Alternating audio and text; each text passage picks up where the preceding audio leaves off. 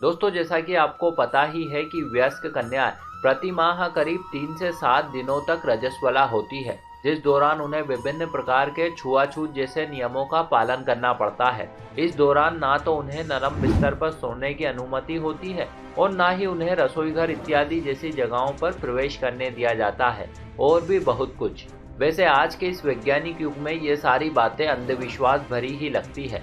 संभवतः इसी वजह से बहुत सी महिलाएं इन नियमों का पालन नहीं करती हैं। लेकिन आज हम आपको बताएंगे कि हिंदू धर्म के अनुसार माहवारी के दौरान महिलाओं को किन किन नियमों का पालन करना चाहिए और क्यों करना चाहिए। साथ ही एक छोटे से प्रयोग से ये भी सिद्ध करेंगे कि किस प्रकार से एक रजस्वला स्त्री जाने अनजाने में अपने पति की मौत का कारण बनती है। तो चलिए शुरू करते हैं। नमस्कार और एक बार फिर स्वागत है आप सभी का आपके अपने वीडियो कलेश यूट्यूब चैनल पर।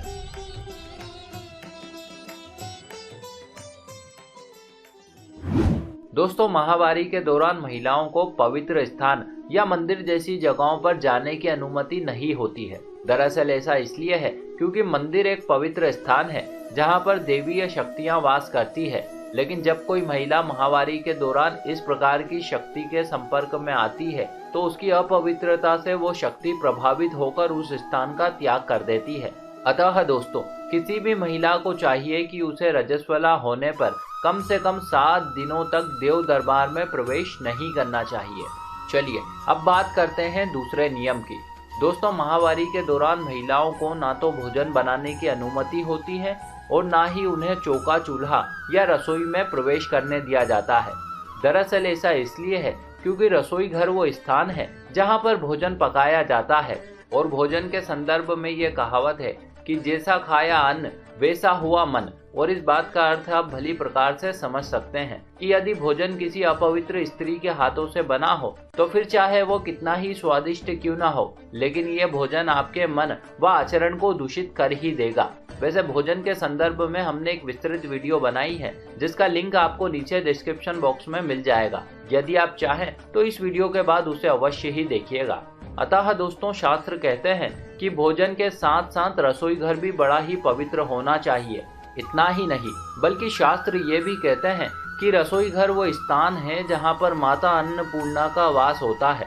अब ऐसे में यदि कोई महिला माहवारी के दौरान रसोई घर में प्रवेश करती है या अपने हाथों से भोजन बनाती है तो इस बात की संभावना बहुत अधिक रहती है कि उस भोजन को ग्रहण करने वाले मनुष्य की सेहत व उसके सूक्ष्म शरीरों पर गहरा आघात होगा, जिससे कि उसकी आयु तथा उसके सात्विक गुणों का क्षय होना निश्चित है। विशेषकर ये स्थिति पुरुषों के लिए ज्यादा नुकसानदायक होती है।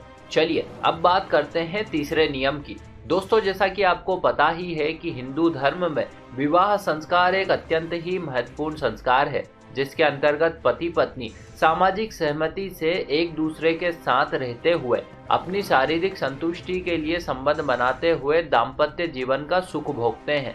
लेकिन क्या आपको ये बात पता है कि स्त्री के रजस्वला होने पर कभी भूल कर भी संबंध नहीं बनाना चाहिए, किंतु फिर भी यदि कोई दंपत्ति ऐसा करते हैं तो इससे उन्हें शारीरिक व मानसिक क्षति उठानी पड़ती है। इस संदर्भ में शास्त्र ये भी कहते हैं कि ऋतुकाल के दौरान महिलाओं को ना तो ज्यादा साज श्रृंगार करना चाहिए और ना ही पति के अधिक निकट रहना चाहिए।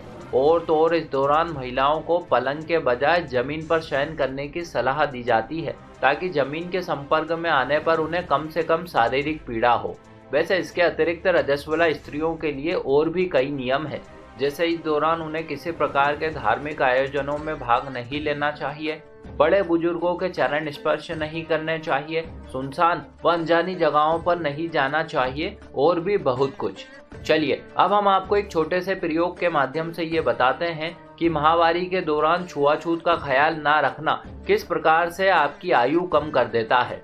दोस्तों, जैसा कि हाल ही में हुई वैज्ञानिक खोजों के आधार पर यह बात प्रमाणित हो चुकी है कि पेड़ पौधों में भी प्राण होते हैं।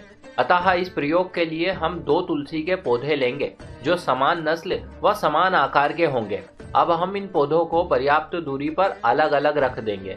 अब बस हमें करना यह है कि एक पौधे में रजस्वला स्त्री जल डालेगी, जबकि दूसरे पौधे पर उसकी छाया तक नहीं पड़ेगी और उसमें जल भी कोई और ही डालेगा। बस दोस्तों, आपको ये प्रयोग लगातार 3 दिनों तक करना है। उसके बाद कुछ दिनों तक प्रतीक्षा करनी होगी।